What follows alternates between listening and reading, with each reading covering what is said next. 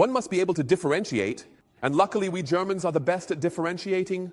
For example, we know exactly where we need to defend human rights and where we can turn a blind eye because it's already been so beautifully tortured. Like in Guantanamo.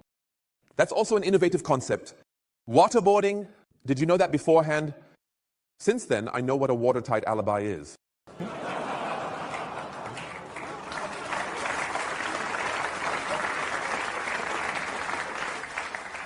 One thing you have to give the Americans credit for, you see, they don't torment their enemies with such ridiculous show trials. An American drone, it issues the indictment, the verdict, and the execution order all in one. And that's worldwide. We can differentiate, ladies and gentlemen. We know where we need to take a stand and where we don't. And we Germans, we are always ready to make sacrifices, even for human rights. We've proven that time and again. 2 years ago at the European Football Championship, can you remember? That's when we lost the semifinals against Italy. Because of human rights, most people don't even remember that anymore. That was back then, the final would have been in Kiev, but you remember that, right? Poland, Ukraine, double European Championship final in Kiev. Yanukovych was already in office back then. That was that dictator. My president Gok, the president of hearts. Yes, I would have liked to have one for the brain too, but...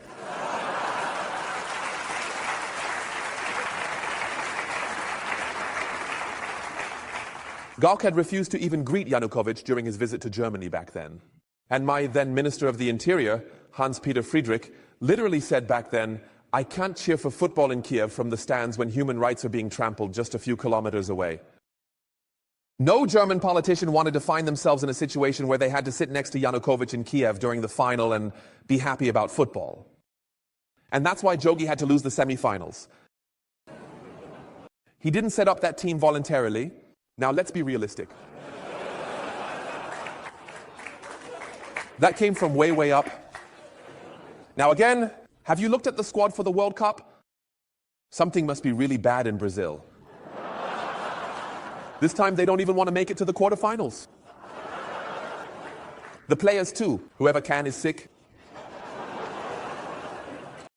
Back then it was about Julia Tymoshenko. You remember, Julia Tymoshenko was in prison back then. That was the biggest violation of human rights of all time. And this merciless regime, they didn't even let her out. For treatment, Julia Tymoshenko would have loved to be treated in Guantanamo. Yes, the Americans promised that half an hour, waterboarding, then you won't have back pain anymore. Julia Tymoshenko was sentenced to 7 years in prison back then because, as Prime Minister, she caused her country a damage of 159 million euros. I wasn't really surprised that our politicians got involved for the woman.